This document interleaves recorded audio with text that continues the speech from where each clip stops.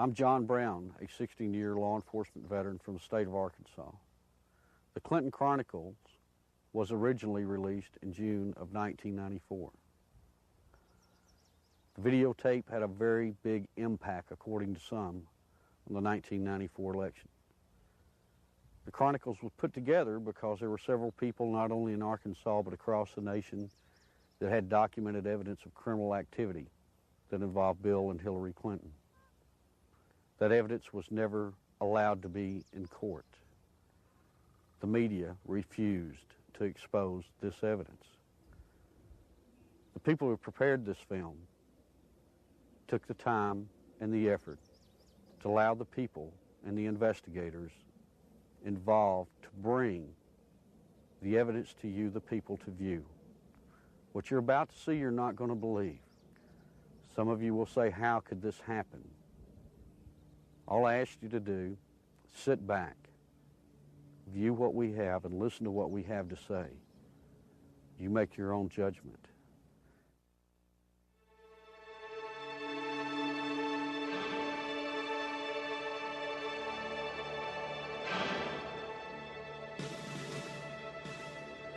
On January 20th, 1993, William Jefferson Clinton became the 42nd President of the United States.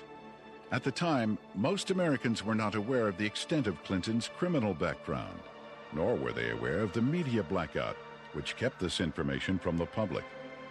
As State Attorney General and later Governor, Bill Clinton in 12 years achieved absolute control over the political, legal, and financial systems of Arkansas. As president, he would attempt to do the same with the nation by bringing members of his inner circle with him to Washington. The hijacking of America was underway, and its impact on future generations would be incalculable.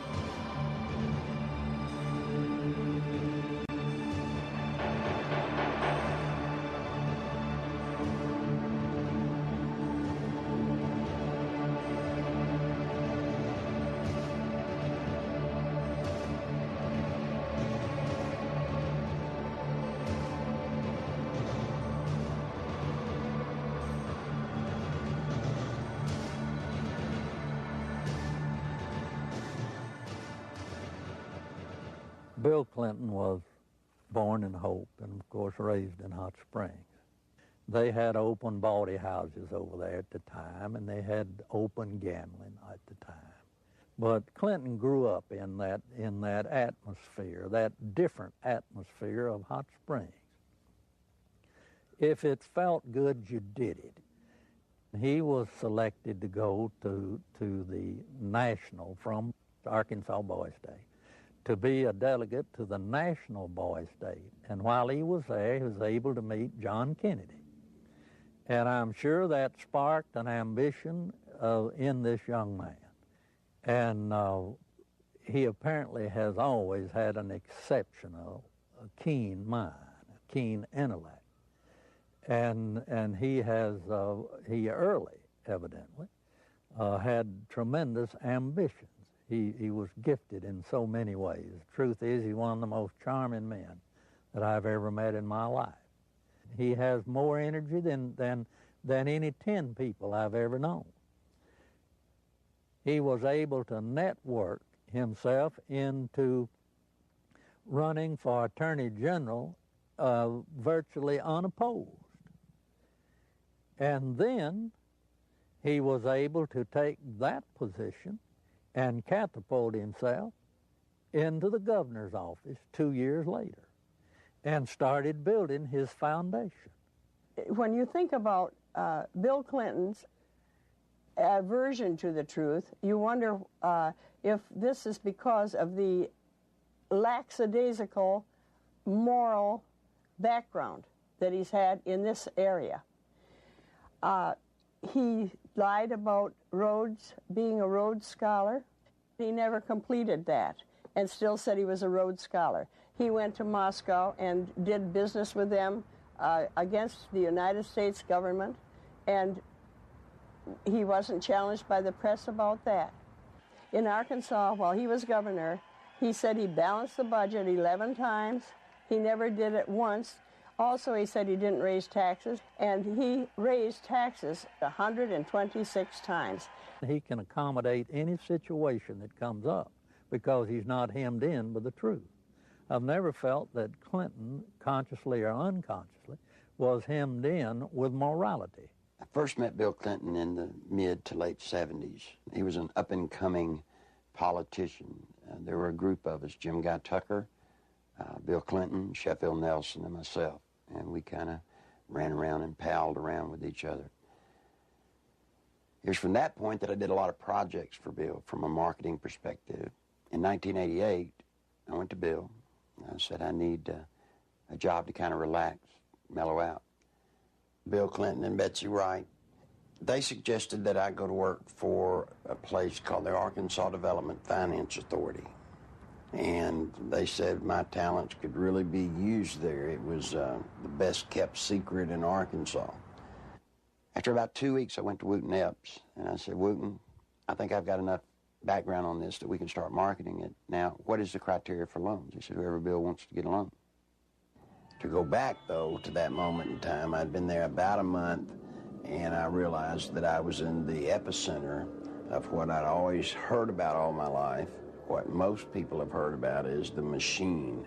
I was literally working, sitting in the middle of Bill Clinton's political machine. It was where he made payoffs, where he repaid favors to people for campaign support. I was in an interesting seat, and I knew it. We had a board meeting. In that particular board meeting, I was sitting at the end of the table. James Brannion, who was chairman of the board at that time, was sitting at the head of the table. James Brannion stood up in a public restaurant, and he hollered at the Beverly Enterprises guy, Bobby Stevens, and said, did you get the $50,000 campaign contribution from the client that you're introducing the loan for? He said, not yet. He said, well, then hold up the loan till we get it. I stood up, went up to James, and I said, James, don't yell stuff like that. You don't need to be yelling it in a restaurant. That sounds real bad. He was just burly and arrogant. He said, who cares? Bill Clinton sold the concept of ADFA to the people of Arkansas as a vehicle for creating jobs and assisting churches and schools.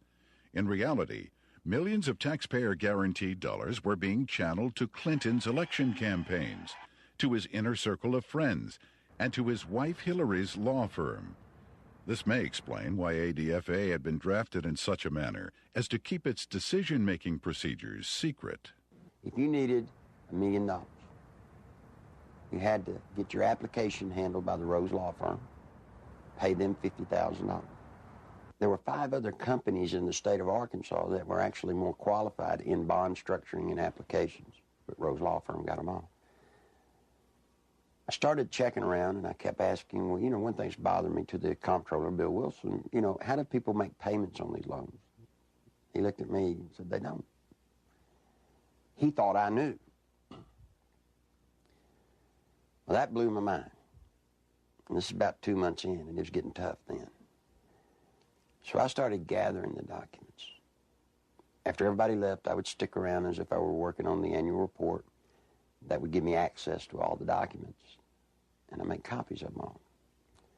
For about 2 months, I watched accounts accumulate money. At the end of the month, they zero balanced. They're laundering drug money. There were $100 million a month in cocaine coming in and out of Mena, Arkansas. They had a problem. They were doing so much money in cocaine, $100 million. You create a problem in a little state like Arkansas. How do you clean $100 million a month? ADFA until 1989 never banked in Arkansas. What they would do is they would ship the money down to Florida, a bank in Florida, which later would be connected to BCCI. They would ship money to a bank in Atlanta, Georgia, which, by the way, was later connected to BCCI. They'd ship to Citicorp in New York, which would send the money overseas. And there was an interesting one, a bank in Chicago. That bank, by the way, is partially owned by Dan Rostenkowski. Dan Lassiter would get the bonds. He would become the broker for the bonds. He would transfer money back to ADFA. He never sold a bond. The money then would leave ADFA, go into one of the various banks for the specific bond loan, and they would zero it out. When they zeroed it out, they were giving it back to Lassiter, less their handling fees. During the Lassiter investigation, we had numerous witnesses for the federal grand jury, had extensive testimony. People that was connected with Lassiter and drug use and everything else. His cocaine use become used as a tool for sexual favors and also for business deals that influence people. And that's when Mr. Lassiter became quite flamboyant with his cocaine use, and then ultimately led to his arrest and conviction.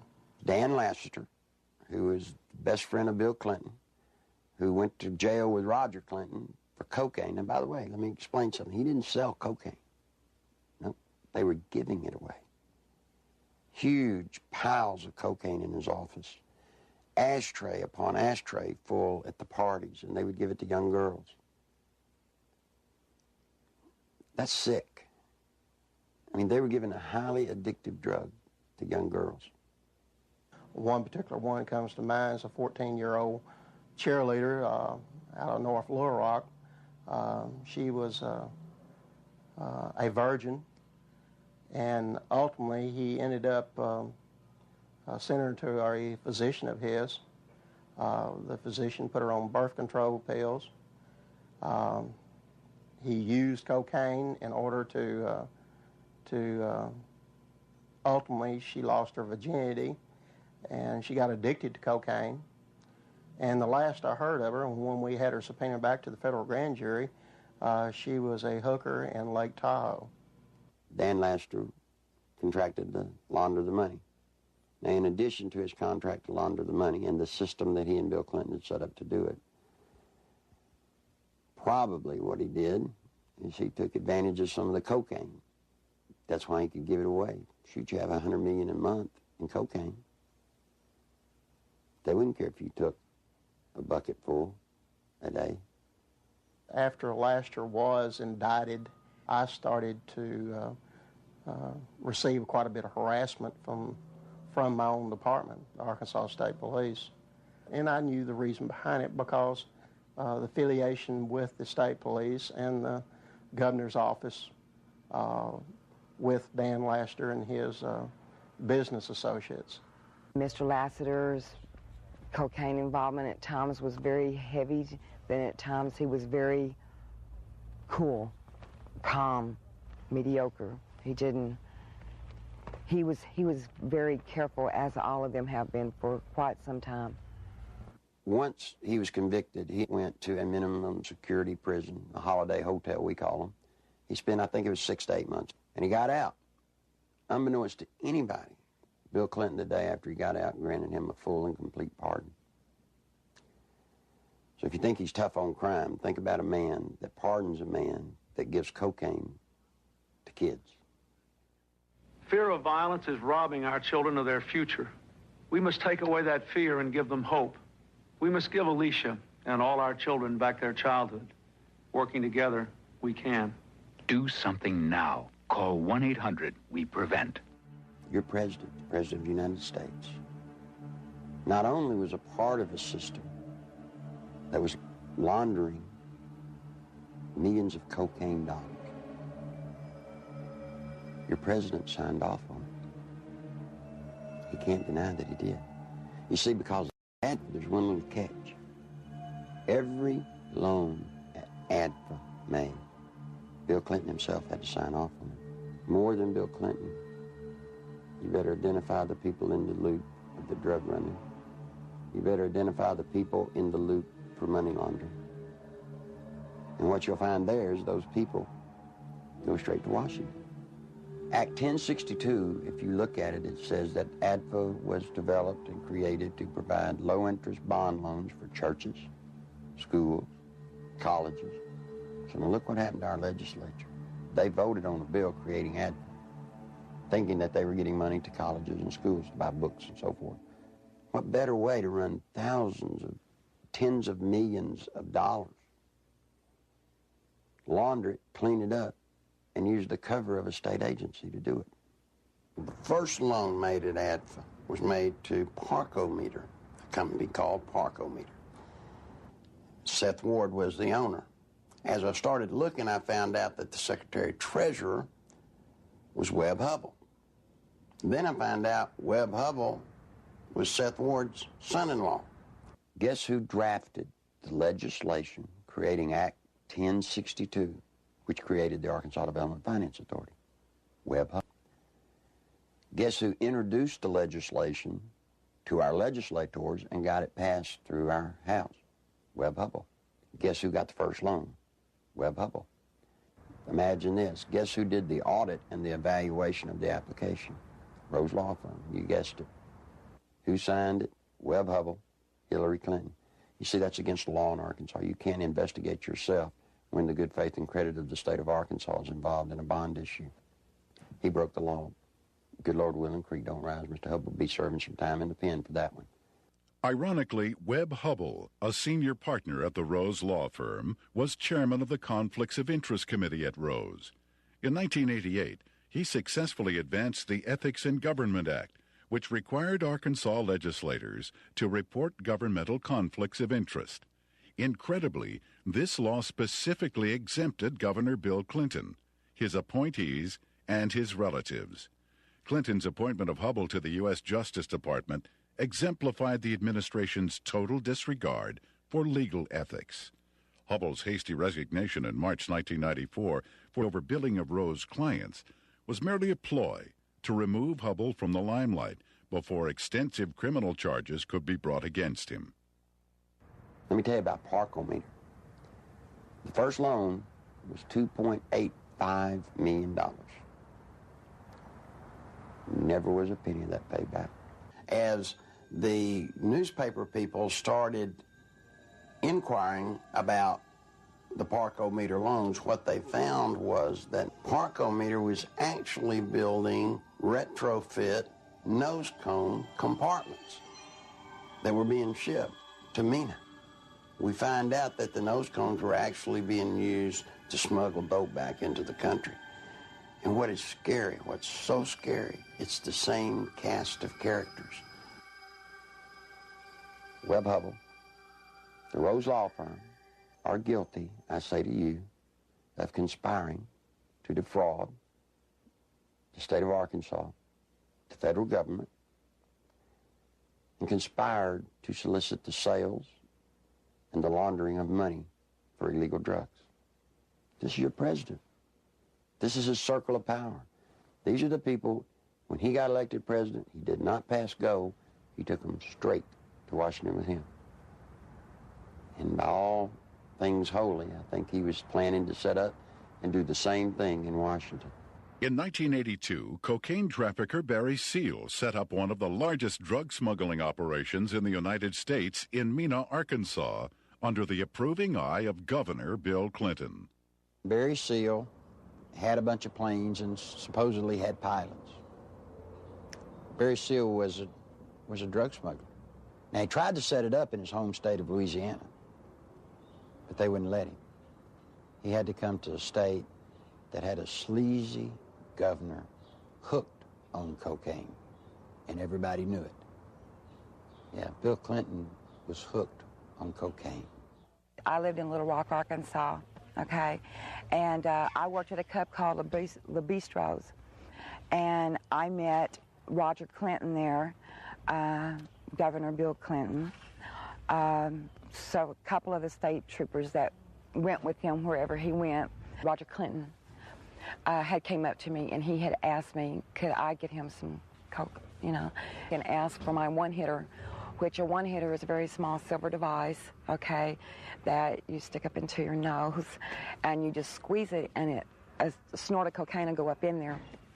And I watched Roger hand what I had given him to Governor Clinton, and he just kind of turned around and walked off, and that's one specific. Dr. Suen, S-U-E-N, doctor at the medical center here in Little Rock, is taking care of Bill Clinton for his sinus problems, which may indeed be drug-related to cocaine use as they destroy the sinus passages. Governor Bill Clinton was taken into the hospital, I believe it was the medical center, on at least one or two occasions for cocaine abuse and overdosage, in which he actually had to be cared for at the hospital. It led to toga parties. And if you're not sure on what a toga party is, I've had to clarify this in the past. A toga party is where you wrap yourself in a sheet most of the time. The people at the toga parties were Governor Clinton, now President Clinton, Attorney General Steve Clark. Okay, he was there a few times. Members of the Arkansas State Police, you know, along with Roger and, you know, other people. They began to dance around, do the cocaine in one room, have sex in another room, because in the Coachman's Inn, the rooms were adjoining, you know. And to be quite truthful, you end up with somebody in particular, and you 9 times out of 10 end up having sex. And there was cocaine there. I know. I'm the one that made sure it was there. I've talked to the manager, the assistant manager for the apartment complex where Roger Clinton used to live. They've all said Bill Clinton did drugs. They saw him. I've talked to a lot of other people who have all, just like the people at the apartment complex, said, hey, John, get us to a congressional hearing. Yes, we'll sign sworn affidavits. These people want to be sure when they come forward that something's done about it, because they fear for their life, but they really want the truth to get out. I was there, we're coming there with Roger one night, and back in the back part of the mansion there's kind of like a living quarters type thing, and we would all get together out there and do cocaine, you know, and no, Miss Clinton wasn't there at the time. In 1983, I was made aware that Sheriff Hadaway and one of his auxiliary deputies, Terry Capehart, were investigating a smuggling operation going on at the Mena Airport. They had an inside source of information. Mr. Seal, it was our understanding, was the one who had brought the operation into the Mena Airport, and that had initiated the beginning of the money laundering and the illegal activity. He said 1983 was his most profitable cocaine smuggling period ever.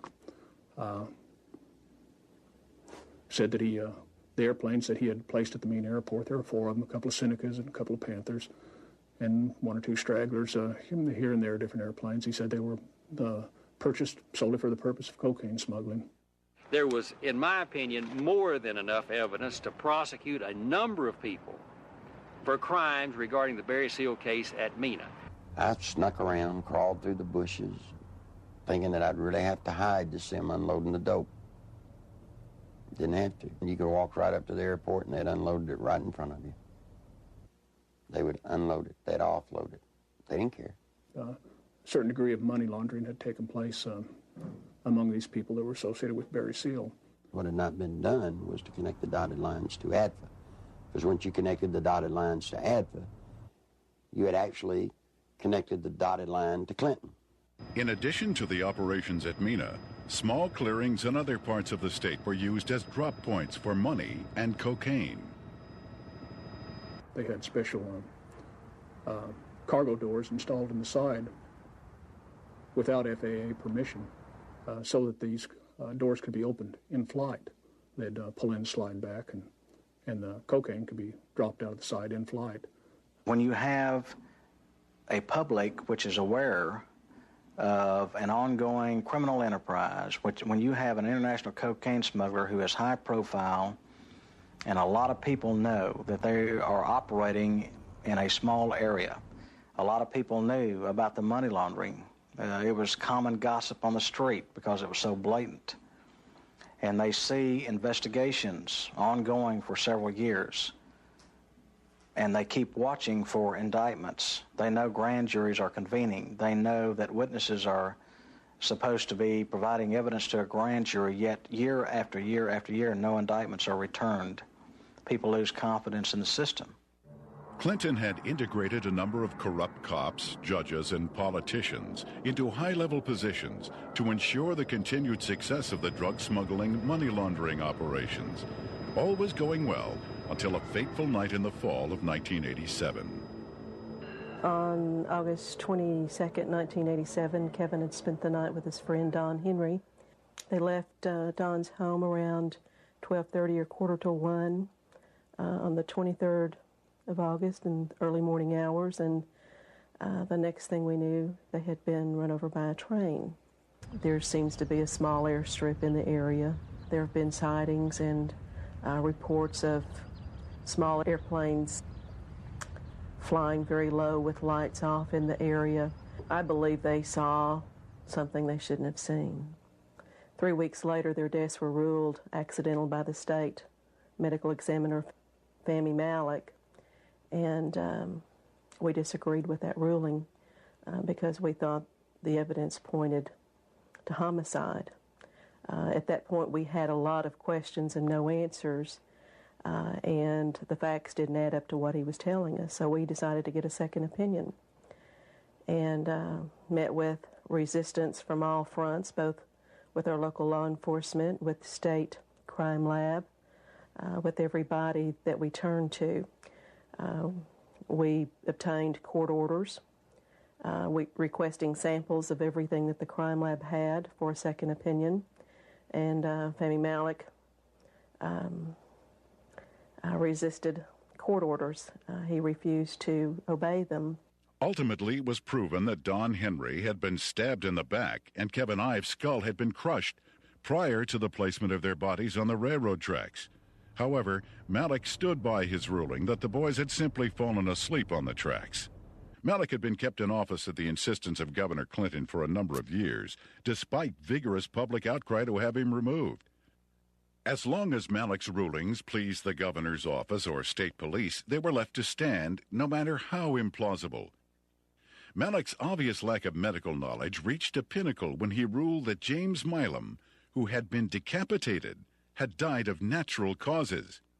Yet Clinton, who had the power to remove Malek from office, insisted he stay. There were allegations of tampering with evidence in murder cases. There were allegations of perjury in different cases. It didn't seem to matter what Malek did. Clinton protected him. He made excuses such as he's overworked, he's just stressed out, he's underpaid. They gave him a $14,000 raise, which was an insult to my family as well as a lot of others in the state who to this day are struggling with asinine rulings in the deaths of children and other loved ones. I was outraged that protecting a political crony of Clinton's was more important than the fact that 2 young boys had been murdered. Dan Harmon was just a local attorney in the town of Benton, Arkansas. And after Don Henry and Kevin Ives were killed and their bodies placed on the tracks and run over by a train, he approached Linda Ives and the Henry family about trying to help them. He's a manipulator. Gives a great closing argument in court. He's been trained for years to play the game. He knows how to do it. He's very good at it. Mr. Harmon can win your confidence and make you think he's the greatest guy in the world. He did that to Linda Ives. He helped lead them down a path that absolutely led to nowhere on this case. I got involved in the case, and immediately Harmon tried to discredit me without even knowing me. Couldn't figure it out. I run across a young lady named Charlene Wilson who told a horror story that I didn't really believe at the time. So I started searching for evidence to substantiate just part of what she had said. Herman went ballistic. Called, he threatened me, threatened Sheriff Pridgeon, threatened Captain Gene Donham, the chief deputy. All because I talked to this one woman. The people at the track that night, to my knowledge, were Dan Harmon, Keith McCaskill, Larry Rochelle. I do know that the boys were watching the drop site, okay? And they got curious as to what was being dropped there. The fact is, we know who killed these kids. The whole reason this case, it's been slowed down, stopped, wherever we're at. They can't do anything with it as long as Clinton's in office, because it tracks right back to Bill Clinton being involved in the cover-up. He took care of everybody that ever covered anything up in this case. Everybody got promoted. A number of people approached the police with information about Don and Kevin's murders and consequently were murdered themselves. Shortly before Keith McCaskill was murdered, he knew that he was fixing to be murdered. He told his family goodbye, he told his friends goodbye. The night of elections in 1988, he took 2 pennies out of his pocket and threw them on the bar there at the wagon wheel and said, "If Jim Steed loses this election, my life isn't worth 2 cents." And he was murdered that night. Jeff Rhodes was a young man from Benton who was murdered in 1989. Shortly before his death, he made a phone call to his dad in Texas and told him he needed to get out of Benton, Arkansas, that he felt he knew too much about the boys on the railroad tracks and the death of Keith McCaskill. A couple of weeks later, Jeff was found dead. He'd been shot in the head. They'd attempted to cut off his head and hands and feet, set him on fire in a dump. A total of 6 people with information about the boys' murders were eventually murdered as well. Well, Jean Duffy was the head of the 7th Judicial District Drug Task Force. She was leading a team of narcotics investigators into a drug trail in Saline County that led her right straight to Dan Harmon. This information she shared with the 1990 federal OCDETF team that was investigating and targeting corruption and drugs in Saline County in central Arkansas.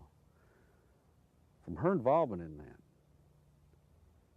she was literally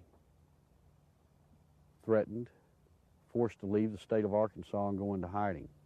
I had no idea just how dangerous certain elected officials thought me to be until a brutal media campaign was launched against me. For months, there were daily allegations of everything from misspending funds to ordering illegal arrests. Every attempt was made to keep me from running the drug task force. We were even shut down completely for several weeks during a bogus state police investigation. In spite of crippling disruptions, the task force was making significant discoveries about drug trafficking in central Arkansas, some of which led to the very people who were conducting the massive media crusade against me. We discovered that drug trafficking in Arkansas was linked to government officials in frightening proportions. A great number of people came to me with testimony about astonishing criminal activity of very high-level public officials. Many were willing to testify before the federal grand jury. Robert Govar and Chuck Banks were the U.S. attorneys for the District of Arkansas at that time. I was subpoenaed to testify on behalf of the drug trafficking and the cartel, more or less is what it was, that had to do with Dan Harmon and what I call company, because there are there's a whole bunch of them that are involved. I was asked quite in depth about the drug trafficking that went on with Dan Harmon, Mr. Clinton, Roger Clinton. Although there was an abundance of evidence and word kept reaching me from members of the grand jury that they were ready to indict, no indictments came. Mr. Govar also insisted that he was ready to prosecute at least 2 key figures, but the holdup was his boss, U.S. Attorney Chuck Banks. who repeatedly delayed requests for indictments. Harmon had paid a visit to Chuck Banks, the U.S. District Attorney, who was in charge of that district. It's recorded. He signed in. He was there approximately 30 minutes, and up until that time, everything appeared to be running fine with the grand jury. Then, in November, Banks removed Govar from the case, and I was fired from the task force. From this point, the ordeal turned really ugly. In January 1991, one of the key targets of Govar's investigation, Dan Harmon, took office as the 7th Judicial District Prosecutor. Harmon immediately called a state grand jury to investigate the allegations against me. To avoid being jailed in Hot Spring County, which would have put me in serious danger, I left the state. In the meantime, Banks, who had taken over the federal investigation, attempted to give the appearance of carrying the investigation forward while systematically destroying it. He harassed witnesses, suppressed evidence, and finally announced in February of 1991 that the investigation had disclosed no credible witnesses or evidence against any public official. I received a phone call, and they told me that I had made a very big mistake. And I was assured by the U.S. Attorney's Office that my name, that my testimony, that my statements, that the people that were on that witness list would never, ever be revealed. Well, you know, someone in the U.S. Attorney's Office had given Mr. Harmon a list of the effective witnesses, you know. Some of them witnesses over a period of time have came up dead and or missing or have never been heard of again. That don't give you a very good feeling. I'm scared of these people. I'm very scared of them. Guess who arrested her? Dan Harmon. The very guy that she says turned her on to drugs now has her arrested.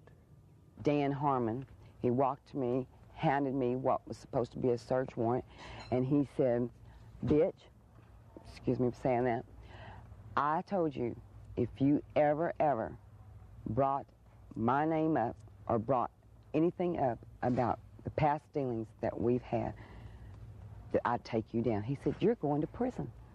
I'm going to put you in prison." He did. I'm here. I mean, I've watched second, third offense people walk around with probation on top of probation on top of probation. Not this lady. First time she's been arrested for drugs. They allege that they found in her home. She gets 30 years. Sure, everybody ought to be able to see through this. This is a man that told Linda Ives for years, "We're going to get to the bottom of your son's death." But yet when I start making progress, it looks like the people I talk to starts getting time in the penitentiary. Linda says it's business as usual in Saline County. Justice as usual in Arkansas. There aren't any words in the English language that can describe how it makes you feel as a parent or as a citizen of Arkansas to see what our officials are capable of doing. You know, I think we were just kind of naive, common, ordinary people. Got up and went to work every day and came home and went to bed and assumed that everybody else did the same thing and tried to do what was right. And I think Kevin's death has been the rudest awakening that anybody could ever have to see what really goes on. I can provide information that has tentacles to Governor Clinton's administration.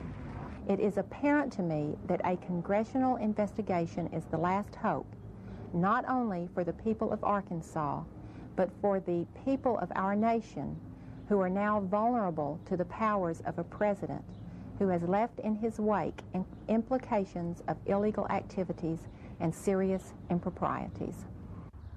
Meanwhile, Welch and Duncan's investigation into the operation at Mina was about to derail. we'd been so busy investigating, just concentrating, focusing, that it took a while to register that nothing was going to happen. We could not understand what was happening. Neither Mr. Welch nor I were ever subpoenaed to testify before the grand jury and present massive amounts of evidence of wrongdoing by associates of Barry Seal. No indictments were ever returned against any of the individuals, and I can tell you there was extensive evidence. There definitely was some suppression of evidence and definitely a cover-up of an investigation, and somebody should be held accountable as to why that happened. Not one major cocaine bust was ever made in Arkansas out of Mena, Arkansas. Now imagine that, 10 years nearly in its running. Never one truckload ever got caught. During the 1992 Attorney General's race in Arkansas, a member of Clinton's staff had approached Winston Bryant and had asked him to stay away from the Mena affair or the Mena matter. I've done quite a bit of investigation into the Mena Barry Seal case myself, and quite frankly, it is a federal problem. After Winston took office, Bill told me that he was no longer allowed to discuss the Mena Airport investigation from the Attorney General's office. The Attorney General's office is not like most Attorney General's offices across the country. We do not have the authority to convene a grand jury and initiate criminal prosecution. Well, a lot of people have said that the Mena operation stopped in 1986 when Barry Seal was gunned down. It's not true. Covert operations are still going on in Mena, Arkansas today. Now, if you stop and think, back when Bill Clinton was governor, he was asked about Mena. He said, well, that's a federal problem. I'm not going to get involved in it. Well, he's not the governor of Arkansas anymore. He's the president of the United States. We still have operations at Mena, Arkansas. This is his golden opportunity to take care of it.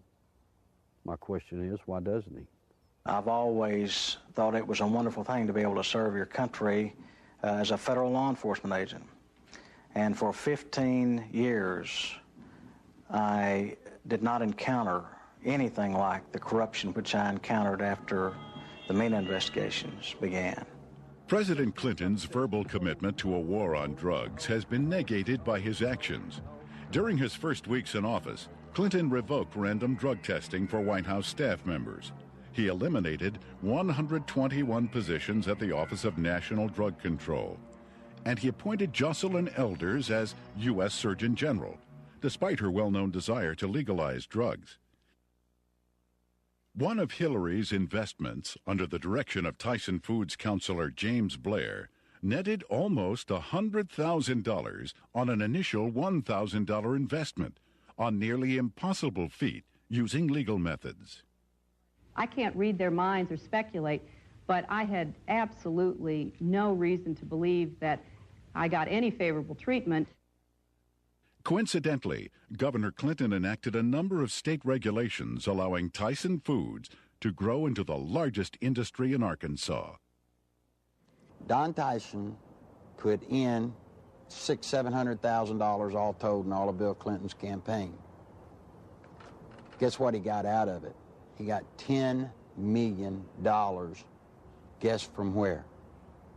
The Arkansas Development Finance Authority. And he never paid a dime for it. I had heard rumors of Don Tyson and his alleged cocaine use and distribution.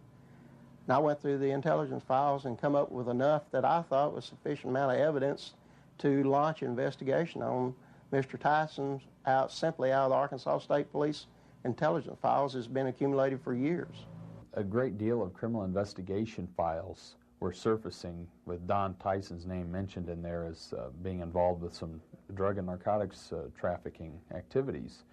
So I interviewed some of the investigators who worked on the Tyson case. Most of them felt that Tyson should have been indicted, but the investigations were always sabotaged, oftentimes from within. One particular undercover NARC agent told me that another criminal investigator in that department named Doug Fogley was furnishing Don Tyson with photographs of the undercover narcotics agents that were working on his case. Donald Smaltz was actually hired to look into the allegations that Tyson had given bribes to different people, specifically to the Secretary of Agriculture, Mike Espy. Now, what came out of that investigation was very remarkable. Drug abuse, drug distribution, money laundering, even murder for hire. Now, Smaltz collected all this stuff. He compiled it, he put it in proper order. Then he approached Janet Reno and said, look, you know, I need to broaden my investigation. I'm finding more here than just simple payoffs. What do you think happened? Well, by now, most of you already know. He was turned down. Just exactly what we expected to happen happened. I mean, Tyson already hired lobbyists, attorneys, who all approached Congress trying to get everybody to stop Smaltz. Why is it in this country today that if you got a little money, you walk away? Why is it you can create the pressure to stop investigations? And I promise you, Janet Reno has stopped this one. You look at these and you wonder, how could this happen? You know, how does someone elude prosecution with reams of investigative reports? How does it get stopped? Some say it's Bill Clinton. Don Tyson was in the middle of the cocaine just like Bill Clinton, just like Dan Lester, just like Roger Clinton, and all the others. So you see, all of this incest and all of this drug running, all of the trafficking of drugs, sending them all over the nation, came out of Little Mena, Arkansas, right under the nose of little Governor Billy Clinton. I went to Bill, and I said, Bill, you've got 2 weeks to tell the truth, or I'm going to tell it. You're breaking the law, and I can't be a part of it. You made a mistake. I'm not one of your buds, or at least I'm not that big a buddy. When Larry Nichols made his disclosures, made them public, the Clinton spin doctors treated him unmercifully. It shocked those of us who had been kept in the dark through the years in Arkansas politics.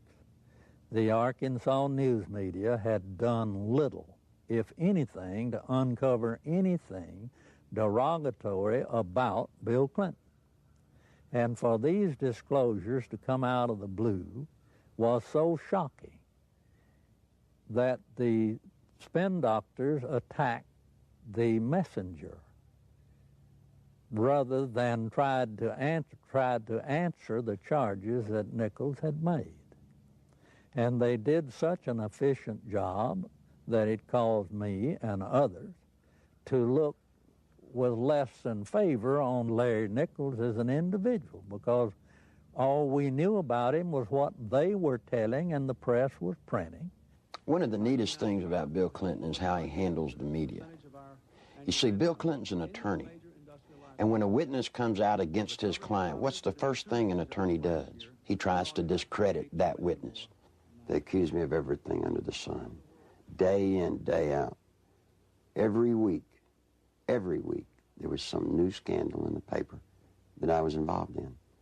6, 8 weeks later, they print a retraction. Wasn't me.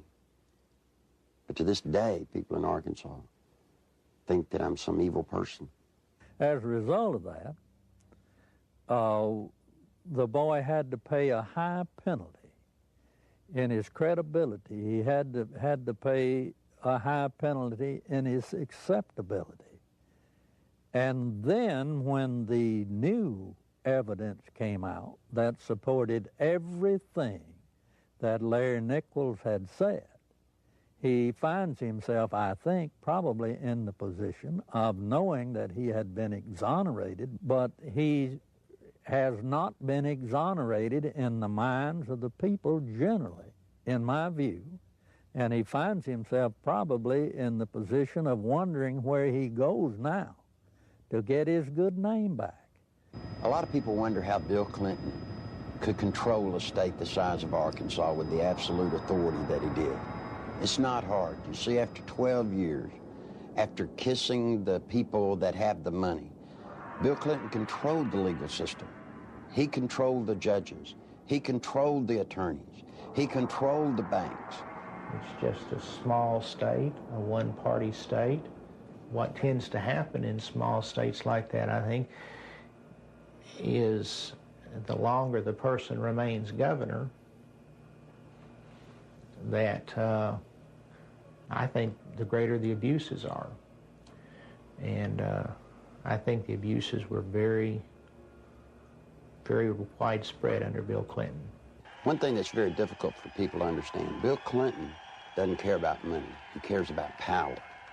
All he needed ADFA to do was to channel money to the big players financially. I got tickled when the reporters during the campaign came here. They were looking, trying to find out where Bill Clinton profited.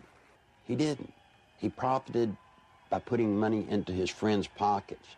The way they were doing these bond issues and just the whole political atmosphere, quite frankly, was a scandal. But that's the way things had historically been done in Arkansas. But imagine this. Imagine the power this man has in Washington, D.C.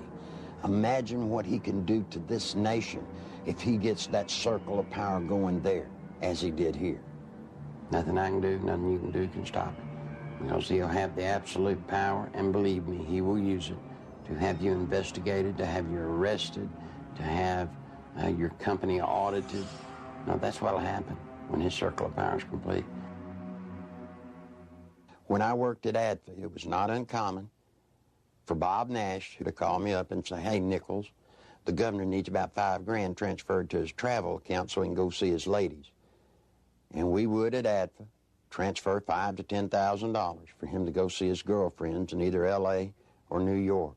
He'd use so much travel money to go see women out of his regular travel budget, he would even have to borrow money from ADFA, not to mention the fact that ADFA's budget was not quite as scrutinized as the governor's budget. But he literally used money, ADFA money, the people of Arkansas, taxpayers' money, to conduct liaisons. During the 1990 Arkansas gubernatorial race, Larry Nichols, in a last-ditch attempt to alert the public, boldly filed a lawsuit against Bill Clinton. As expected, the lawsuit was eventually quashed, sealed, and illegally dismissed by a Clinton-appointed judge. What Nichols didn't expect was a complete media blackout of the facts he presented. Back in 1990, after all the damage they had done to me, I did something that most people wouldn't do in Arkansas. I sued Bill Clinton. Now, it's very important to note that in that lawsuit, I brought out the names of 5 women. On October the 19th, the only press conference I've ever held in my life was on the Capitol steps of Arkansas. Every news organization in Arkansas, newspaper, TV, radio, were there on the steps. I read the names of the 5 women. I read and talked about ADFA. No one had ever made such a cold, callous statement against Bill Clinton where he named the women. When I got through with the press conference, I went through the center door and I walked out with the camera crews with me, and I walked all the way to the end to the governor's office. And I left the press release right on the governor's secretary's desk. Not one bit of the press release made it into the local TV or the local newspapers anywhere. It didn't show up anywhere. The reason I tell you that is because in those days he had the circle of power complete in Arkansas. Eventually, every allegation stemming from Nichols' 1990 lawsuit and press conference would prove valid regarding Clinton's taxpayer-financed sexual liaisons, his drug usage, and his criminal activities relating to ADFA and Whitewater.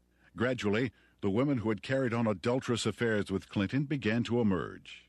The first was Jennifer Flowers, who, like all those close to Clinton, was faced with a decision. Either keep quiet and receive a government job, or go public and face character assassination in the press.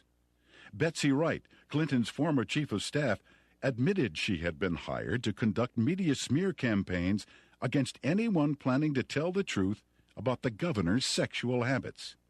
She was prepared to go after at least 26 women who had the potential of destroying Clinton's chance at the presidency. During the 1992 presidential campaign, I was getting bludgeoned by the media because Jennifer Flowers had come out of my lawsuit.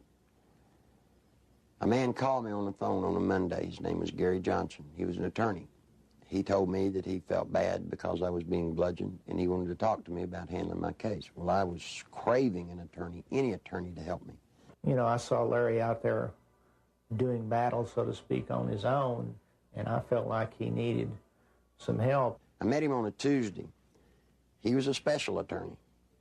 I didn't even know it. You see, he lived next door to Jennifer Flowers. For security purposes, Gary Johnson had installed a video camera near the front door of his Quapaw Tower condominium.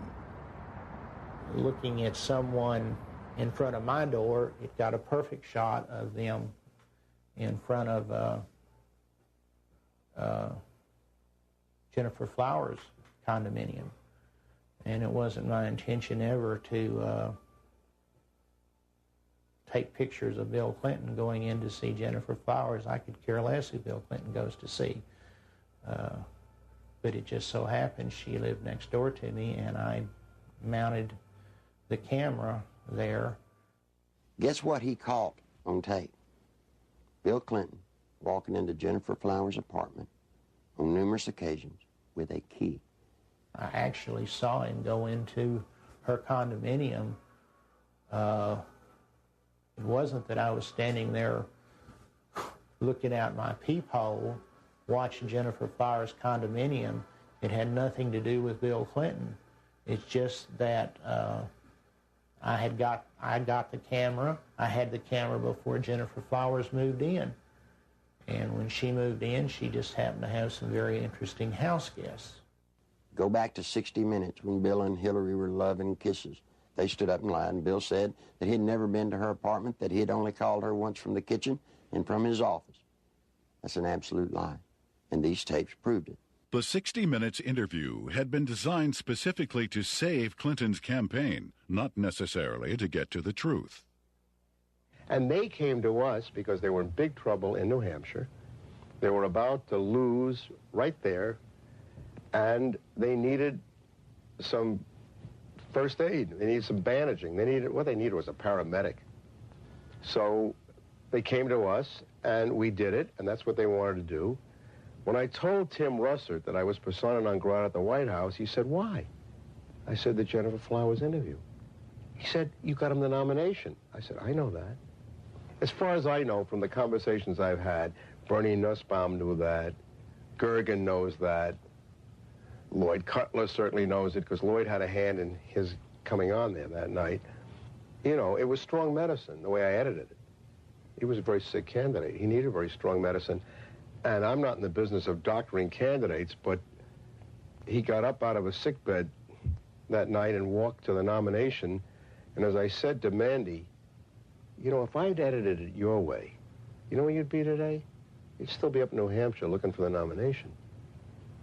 He became the candidate that night.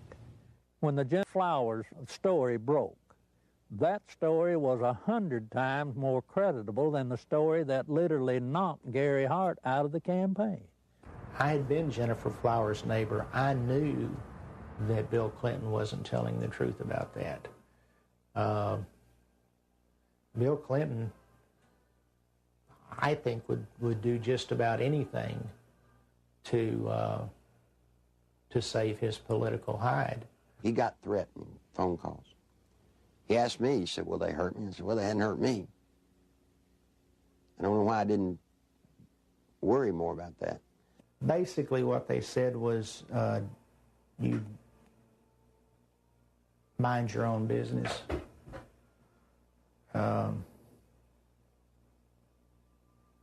And all it did was made me mad. I never thought in a million years that anybody would follow up on it. We filed the request for the subpoenas on Thursday. Saturday morning, we found Gary Johnson beaten and left for dead. And without getting into gory details, both elbows were dislocated, his collarbones were broken, his spleen and his bladder were ruptured with holes the size of $50 in them. His nose, his sinus cavities were all crushed. He had been beaten by Clinton's people. Were they very large? Yes. Yes, they were. Did they say, where's the tape? Yes, they asked me for the tape. And what's sick is the man gave them the tapes, and then they went and broke his elbows, punctured his spleen, punctured his bladder. They looked like state troopers, I'll say that. Clinton can be a very dangerous individual in the state of Arkansas. In my lawsuit in 1990, I named the lady Sally Perdue as having an affair with Bill Clinton. Sally had an apartment in Little Rock, and the Clinton security guards would drop him off at her apartment and go park in the woods. When Clinton got through doing his business, he was flick their porch light and they'd know to come and get him. She started coming out, started talking. Well, believe it or not, before she could talk, Clinton's people got to her and offered her a federal job or break her legs, whichever one was the best. Sally Perdue, former Miss Arkansas and radio talk show host, carried on a sexual relationship with Governor Clinton between August and December 1983. State troopers in government vehicles were used at taxpayer expense to shuttle Clinton back and forth to Sally's home. Perdue, who today supervises a home for people with Down syndrome, was offered a $60,000 a year federal job to keep quiet. She refused.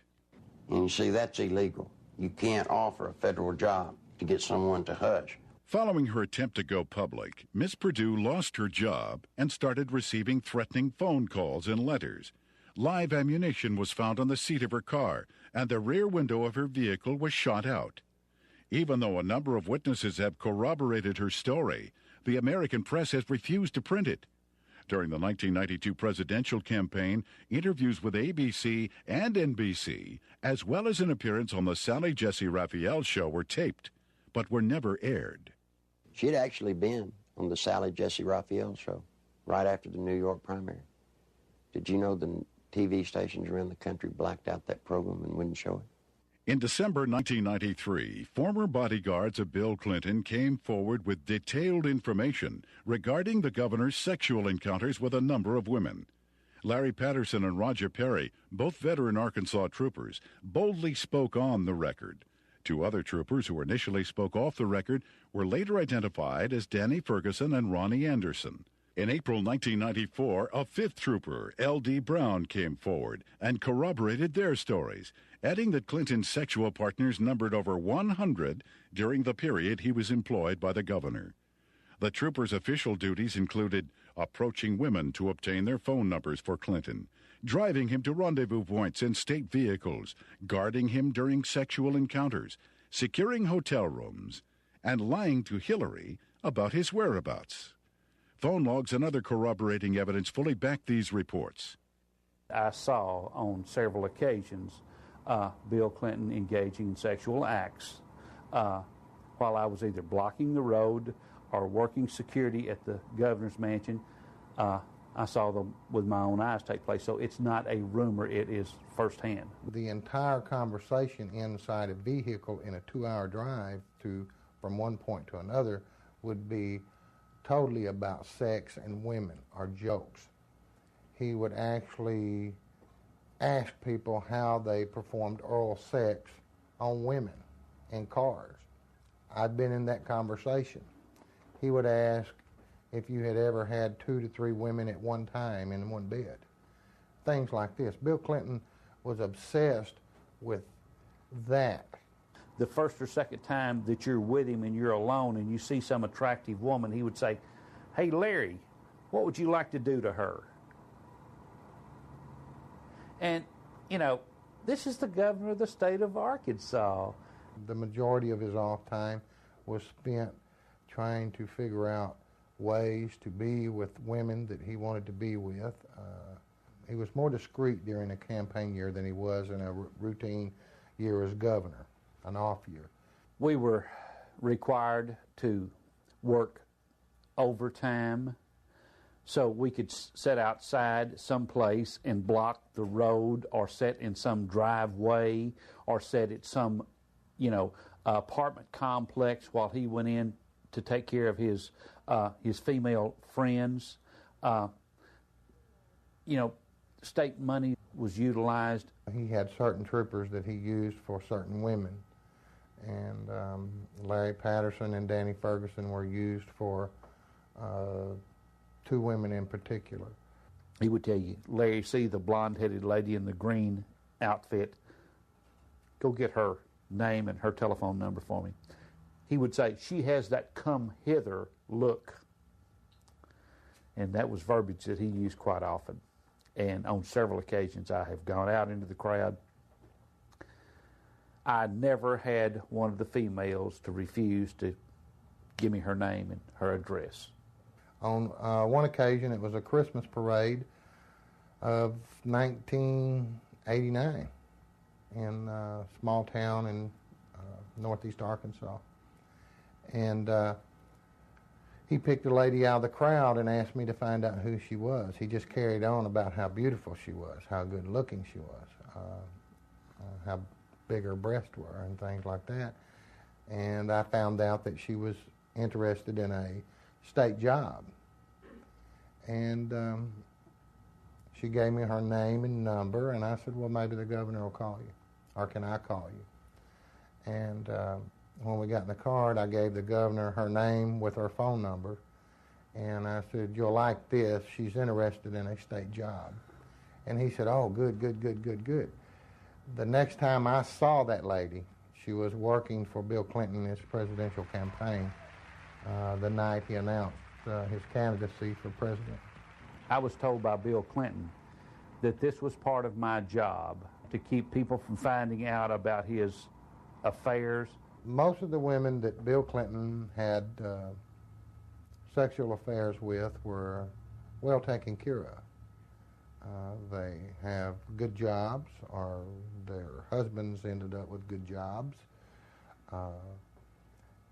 They were well taken care of, and the actual time spent trying to cover up these affairs while he was governor was nothing like it was when he announced that he was running for president. In an attempt to silence the officers, the Clinton administration launched an elaborate counterattack, which included urging Ferguson to change his story and levying false accusations of insurance fraud against Perry and Patterson. When Larry Patterson and Roger Perry came out, Clinton's security guards, they substantiated everything that I'd alleged in the lawsuit. These people were there, they were his bodyguards. But watch what happened. The same thing that happened to me, they planned to do to them. They roasted them in the media. They said they were committing insurance fraud. The evidence of that these state policemen have brought forward relative to Clinton's womanizing is being questioned by the spin doctors as not being credible. Yet it is more credible than the evidence on 90% of the people who are confined now on death row across America. Is this fair? Did y'all see there were papers saying that the troopers were telling the truth and were found innocent? Heir to the stories they were telling have a basis, since they're not the scumbags that the spin doctors for Clinton tried to make them out to be? These two have had the courage to come forward, and the evidence that they have presented has not only been credible, but it's been overwhelming. And the truth is, I'm convinced that it's just the tip of the iceberg. On May 8, 1991, Paula Jones, a state employee with the Arkansas Industrial Development Commission, was working the registration desk for the governor's Quality Management Conference at the Excelsior Hotel. Governor Bill Clinton was to be the main speaker. I was approached by one of Bill Clinton's bodyguards named Andy Ferguson, and I was given a number. And I asked him what it was. I held out my hand, and he said, it's a number to a hotel room that the governor would like to meet with me. Well, I was surprised, and I kind of talked it over with my coworker, and we didn't have any reason to believe that we couldn't trust him, so I agreed to go on up to the room and meet with Mr. Bill Clinton. I got to the room, and Governor Clinton, he opened the door to meet me. It was a room that did not have any beds in it. It had couches and stuff like that. It was more like a meeting type room. And he had asked me about my job and how I liked it and who my boss was, and I told him, and he mentioned that he liked the way that my curves were on my body, and he liked the way that my hair went down my back, the middle of my back. And then he tried to lean over, and he started to put his hand up my leg, which it happened so fast, and he tried to kiss me on the neck. It happened so fast, but he tried to bend over and kiss me on the neck as he was putting his hand up my leg, and I backed off. I said, I don't want to do this, and I said, I think I need to be going. And then he got up before I even knew it and dropped his pants, and Bill Clinton asked me to perform oral sex on him, which I declined, and I jumped up, and I told him I needed to go immediately. That's when he went to say, if you have any trouble whatsoever, you have Dave Harrington, your boss, contact me immediately. And I said, well, I'm leaving, and I started to proceed down the hall to the door, and he followed behind me. He said if we could try to keep this between ourselves. And I went down the elevator, went back to my registration desk, and I told Pam the whole story. I can't understand how somebody can take advantage of somebody like that, and then they have the audacity to drop his pants. I mean, you know. I'm not going to dignify this by commenting on it. Paula gave the exclusive to the Washington Post, and Mike Isikoff, we were going to be as open as we could with the Washington Post. And Mike told Paula that as far as he was concerned, that he believed Paula, and that he thought the story should be told. And Mike said they were ready to put the story out, and they were going to go to the editors and present the story to him. We heard that Mike got suspended from the Washington Post, and there was a big fallout between the editors of the Washington Post and Mike. Paula Jones filed a lawsuit against President Clinton, claiming sexual harassment. The same day, a massive media smear campaign against Paula Jones was launched. Think about a man that has no more regard for women than Bill Clinton does. They're just sex things. I don't understand the feminist movement being behind Bill Clinton. He hangs women on his wall like trophies. A number of women who have had sexual relationships with Bill Clinton have allegedly been given major career boosts in exchange for silence. Beth Colson received a judicial appointment to the Arkansas Court of Appeals from Clinton. Regina Blakely landed a job with CBS National in Washington covering the White House. Likewise, Deborah Mathis secured a lucrative job with the White House Press Corps. Susan Whitaker was made the liaison between the Arkansas State Capitol and the White House. Elizabeth Ward obtained a position with the Clintons' close friends, Hollywood producers Harry Thomason and Linda Bloodworth Thomason. And Joe Jenkins was given a high-level position with AP&L. One of the most harrowing stories of Clinton's attempt to keep his promiscuity hidden involves Jerry Parks, a private investigator and former chief of security for Clinton's campaign headquarters. My father was Luther Gerald Parks, a.k.a. Jerry Parks. He was the head of Clinton's security for Clinton's inaugural campaign whenever he was running for president. My father was brutally murdered at Chenal Parkway and Arkansas Highway 10 in one of the most elite parts of Little Rock, Arkansas. Someone pulled aside alongside of him and started shooting at him. They cornered him, stopped him on Highway 10 as he was turning left onto Highway 10 off Chenal Parkway.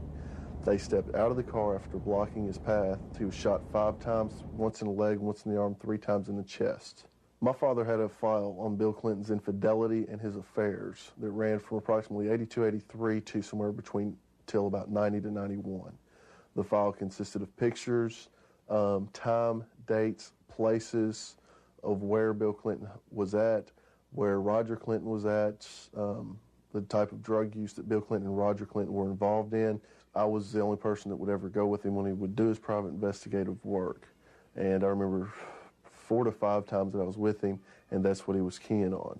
I saw Clinton with a lot of different women, a lot of different types, sizes, shapes, colors, one of them being Jennifer Flowers. You know, I was just like, wow. It was more neat than anything else that, you know, somebody that is this famous, this bigwig, can get away with this. This just blew my mind. Shortly before Jerry's death, the phone lines at his home were cut, the security system was disconnected, and the Clinton files were stolen. I believe my father was assassinated because he was the one link that could actually close everything and completely shut Clinton down. I feel that Bill Clinton had my father killed to save his political career. When I did contact Little Rock Special Investigative Services, they told me that they had been pulled off the case 3 weeks prior to that. That just blows my mind on how when I hear they're making progress, all of a sudden they're pulled off the case. Something's not right there. Bill Clinton has been the way he is ever since I've known him. He hasn't changed. He will not change. People inside the White House today tell me that he's running sexcapades in and out of the White House like have never been there before. It's a disgrace to America. If we had known his background, the people of Arkansas would have never elected him governor of this state. And I charge the media of this state for not doing their duty and exposing these things that have since become matters of fact. He's a womanizing, dope-smoking, liar, and a draft dodger. I don't remember those being in the Constitution as exactly the model qualities we want in a president. I think the media has been part of the covering up of the actual true story of and character of Bill Clinton. I believed with all my heart that the American people had the right to know what they had been sold. Bill Clinton is not the person that they voted for. Voters who depend on the media for unbiased information regarding political candidates have been betrayed. Much of the information concerning ADFA, Whitewater, and Clinton's sexual promiscuity was known by the media as early as 1990, yet was kept hidden. The media's heavy pro-Clinton bias prior to the 1992 election was best summed up by Newsweek when they candidly stated, "Truth is, the press is willing to cut Clinton some slack because they like him and what he has to say." In May 1994, Newsweek added, "The national press has been restrained in its accounts of Bill Clinton's private life, and with good reason. Most of those who have made charges against him have been despicable people, jealous and stunted sorts." What an indictment about the media. You knew the truth about Bill Clinton. You just didn't like George Bush. I know Bill Clinton, probably as well as anybody. We used to train him on how to look straight into a camera and lie through his teeth. And you see, part of Bill's pathological lying is the fact that we've taught him how to believe the lie that he's telling. And once he believes the lie, then he can sell it to you as the truth. The world is at risk when the commander-in-chief of the United States of America is a man that will look at another government who will make trade deals and lie through his teeth. Clinton could get us involved in a hopeless quagmire easily in Europe, in Africa, in North Korea, in any number of places, because not only of his ineptness and his lack of understanding, but his contempt for military things. This goes back at least as far as the 60s in his college days, when he not only attended and participated in anti-American rallies, but organized them. And incidentally, those were not anti-war rallies. Those were anti-American rallies. He has no loyalty to this nation. He has no loyalty to its fighting men. He has not enough integrity to have any loyalty to its population. He knows how to say the right things, but he's lied for so long that I really don't think he knows the difference anymore between the lie and the truth. Bill Clinton was dishonest on a daily basis. I mean, there's more dishonesty in his life than there is honesty. I mean, it's maybe being a politician in these days and times, you have to tell one group of people what they want to hear and another group what they want to hear. And if the truth conflicts, then so be it. The media has not been able to ascertain today that there's a human being sitting in the presidential chair of the United States of America that lies with everything he says. They still believe somehow in the office of the presidency. They still believe there's some integrity there. Attempts to keep the criminal activities of Whitewater concealed from the public were largely successful prior to the 1992 election. After that, however, the raging Whitewater Rapids could no longer be contained. What the Clintons claimed as a simple money-losing investment was in actuality a series of complex business transactions and cover-ups, ultimately costing the American taxpayer more than $60 million. When this is all over, it's going to be the same story we've been telling for 2 years. We made a bad investment, we lost money, and there's really not much more to add to it. We have enforced higher standards against ethical conflicts than any previous administration. Whitewater may have begun as a legitimate real estate venture, but it came to be used to skim, directly or indirectly, federally insured deposits from an S&L and a small business investment corporation. When each failed, the United States taxpayer became obligated to pick up the tab. 2, the family of the former governor of Arkansas received value from Whitewater well in excess of resources invested. 3, taxpayer-guaranteed funds were in all likelihood used to benefit the campaign of a former governor. 4, the independence of the United States government's regulatory system has been flagrantly violated in an effort to protect a single American citizen. People should not be able to raise questions and erode people's moral authority in this country. It quickly became obvious that Whitewater would engulf the Clinton administration if ignored. A twofold counterattack was put into action. The first was to win sympathy from the conservative populace, who were among his chief critics. Clinton embarked on a series of appearances heartily promoting himself as a born-again Christian who supports and practices traditional biblical family values.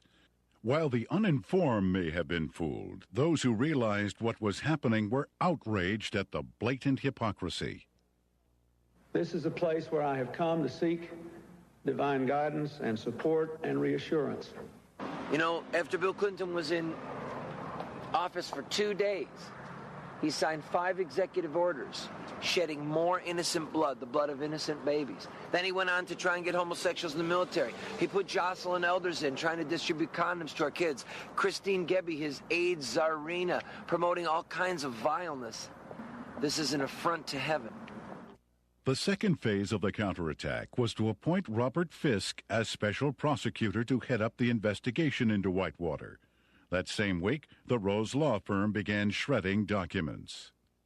The lady came to me scared to death, wanted to come out and tell the truth. I said, "What's the matter?" She said, "They're shredding documents at the Rose Law Firm." Well, I tried to tell the media. The media said there was no way that could be going on. Well, in came a journalist from a Washington newspaper. He goes over, investigates what I told him. And you know what? The very week he investigated, guess what they were doing? Shredding documents right there at the Rose Law Firm. It had his initials pretty much all over it. Everything from the box to the manila files to I even saw his signature on with the Rose Firm letterhead. You see, all of the Whitewater documents, they're getting rid of. They're getting rid of them as fast as they humanly can. It's the nerve and audacity that those two people, Bill and Hillary Clinton, have to shred documents, to destroy evidence in a federal case. That is why we're here in front of the Rose Law Firm, because of the works of darkness that have gone on. Documents have been shredded here. What else has gone on here? I'm telling you, there are people inside this building that right now they're saying, if they only knew. If they only knew. During that same week, there was also a fire at the Worthen Bank building. Now, this fire was on the 14th floor, and supposedly it was started by a space heater. I want you to look at this footage and tell me if you think it was an accidental fire by a space heater. This is a CPA firm, and the documents that were in this office were important documents relative to Whitewater. If you go back to Arkansas and you look at the Secretary of State's office, anybody that's ever run for office in recorded history, you can find out who their major campaign contributors are since day one, except for one person. Bill Clinton's records at the Secretary of State's office disappeared. You see, they did it then. They'll do it now. All the information pertinent to Whitewater, any notes left by Vince Foster, any personal documents that would lead anywhere to any type of criminal activity, they're just going to be destroyed. Fisk's initial assignment was to quell rumors regarding the alleged suicide of Vince Foster. Foster was a senior partner with Hillary Clinton and Webb Hubbell at the Rose Law Firm prior to his appointment as White House Deputy Counsel. In fact, he was handling the Clintons' personal legal matters while he was in the position of assistant to the president, in violation of a conflict of interest at that time. From the outset, the investigation into the death of Vince Foster has been marred by controversy. At Bill Clinton and Attorney General Janet Reno's insistence, responsibility for the investigation was turned over to the Park Police, even though Foster's death fell within the jurisdiction of the FBI. Not until his death had sufficiently developed into a full-fledged scandal 7 months later would the FBI be allowed in. The results of the FBI's investigation, along with the findings of the Park Police and coroner, were incorporated into a report issued by Special Counsel Robert Fisk. The report, released June 30th, 1994, confirmed suicide as the cause of death. However, a careful examination of key pieces of evidence taken directly from the report itself indicate a number of alarming contradictions inconsistent with the report's own conclusion that Foster took his life. The official coroner's report depicts a large gaping 1-inch exit wound located 3 inches below the crown of Foster's head. According to Fisk, the area surrounding the body at the park was meticulously searched to a depth of 18 inches, but no brain tissue or skull fragments were found. An FBI analysis found none of Foster's fingerprints on the gun, despite the fact the gun was found in Foster's hand. However, the FBI did make one extraordinary discovery. One latent fingerprint was visible on the underside of the right pistol grip, approximately 2 inches from the base of the grip. This print did not belong to Foster. No attempt was made to determine the identity of the person whose print was found on the gun's hand grip. Gunpowder was found on Foster's clothing, which did not match the gun found in his hand. Fisk speculated that gunpowder of a different type was accidentally blown onto Foster's clothing by an exhaust fan in the Park Police laboratory. However, once again, Fisk was not able to support this theory with any evidence. One of the most crucial pieces of crime scene evidence, the fatal bullet, has yet to be found. A thorough FBI search of the area, which even uncovered artifacts dating back to the Civil War, yielded over 70 pieces of metal, including 12 modern-day bullets. Yet, none of them matched the gun found in Foster's hand.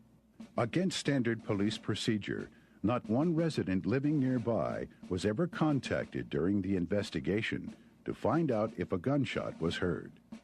Even though Fisk insists that Foster killed himself, leading forensic experts from around the country now agree it is highly unlikely he pulled the trigger himself. Within minutes of the verification of Foster's identity, the Park Police issued orders to seal Foster's office at the White House. David Watkins, Clinton's administrative assistant, assured the police he would take care of it. He lied. Immediately, high-ranking members of Bill and Hillary's staff began ransacking Foster's office, removing important and possibly incriminating documents. The people entering the office included Bernard Nussbaum, counsel to the president, Patsy Thomason, White House Administration Director, and former assistant to cocaine distributor Dan Lassiter, and Margaret Williams, Hillary Clinton's chief of staff. Patsy Thomason was the top aide for Dan Lassiter when he was running his company and doing all the dope. You can only say that she was there taking care of Dan Lassiter's interest in the White House. As mentioned earlier, the Arkansas Development Finance Authority had been laundering its drug money through the Bank of Credit and Commerce International. BCCI collapsed in the early 1990s. Millions of depositors and taxpayers lost billions of dollars, making it the worst banking scandal in history. Heading up BCCI was former Defense Secretary Clark Clifford. The overwhelming criminal charges against Clifford were eventually dismissed by President Clinton. The attorney for Clifford and BCCI was none other than Robert Fisk. Fisk knew that a thorough investigation of Whitewater would eventually lead to ADFA and his former client, BCCI. Fisk also knew he would never be able to complete his investigation since it is illegal to prosecute a former client. Fisk was not selected by the Justice Department to investigate Whitewater at all, but to simply subpoena documents and testimony, making sure they never see the light of day. The investigation of Whitewater is being handled by an independent special counsel whose appointment I supported. Our cooperation with that counsel has been total. Now think just for a moment. If there are papers that prove you did nothing wrong, then why would you destroy them so that they don't come out? Why would you hide behind subpoenas in the cloak of secrecy? No, see, Bill and Hillary Clinton have something to hide. And only through a congressional hearing does this nation have a snowball's chance of that truth coming to the light of day. That's the reason it's so imperative that the Congress of the United States rise to the occasion and meet their responsibilities to hold public hearings relative to this matter during this period of time, or justice will never be done. There are lots of people that come to me that want to tell the truth. They come to me, but they're afraid. They're afraid of losing their jobs. They're afraid of family members or themselves being hurt. Don't be afraid anymore. Bill Clinton doesn't own the world. He doesn't scare me. He shouldn't scare you. I wish all of y'all would do what I've done. Stand up. Stand up for the country.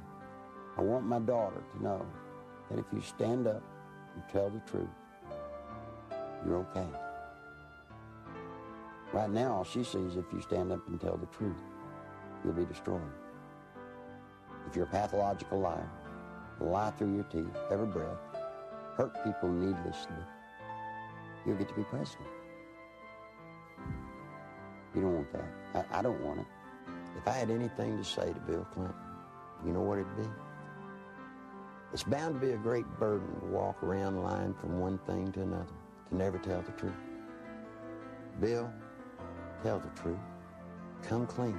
All you may not get to be president, but the truth will set you free. It'll set all of us free, and it'll save the nation. I've still not been accused of anything wrong because I haven't done anything wrong. And I'm not going to do anything wrong.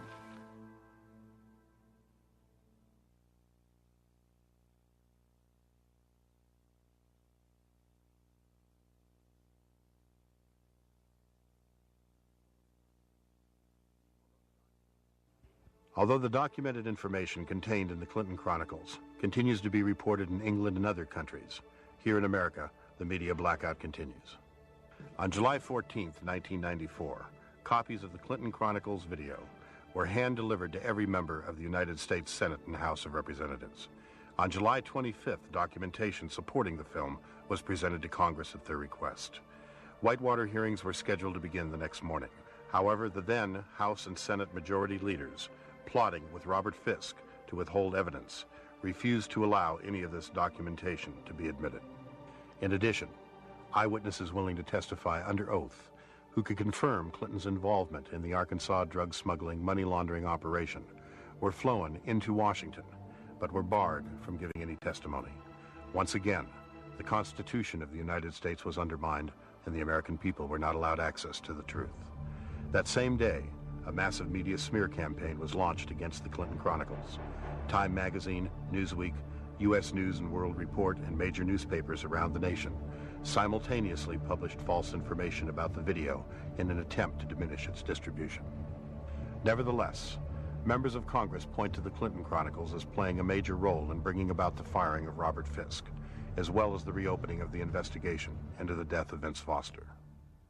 On August 3, 1994, Larry Nichols was arrested on false charges of writing 2 bad checks and failing to obey a yield sign 7 years earlier. The American media reported the arrest. When the Arkansas police admitted that the checks and traffic violations were fabricated, charges were dropped. Yet the media failed to report it. Nichols has suffered 3 attempts on his life since the release of the video. Federal agent Bill Duncan, a 15-year IRS veteran with a permit to carry a gun, was arrested for carrying a weapon, then handcuffed to a pipe in the basement of the Washington, D.C. police station, and later released. This incident effectively brought the MENA drug smuggling money laundering investigation to a halt. Duncan was later instructed by his superiors to lie to a federal grand jury regarding the results of his investigation. When he refused, he was forced to resign. Arkansas State Police investigator Russell Welsh nearly died after being poisoned with military-grade anthrax, a poison available only through the United States government. Arkansas State Police investigator Dr. Lauder, who successfully led the investigation against cocaine distributor Dan Lassiter, was forced to resign after attempting to reopen the cocaine trafficking investigation into Don Tyson.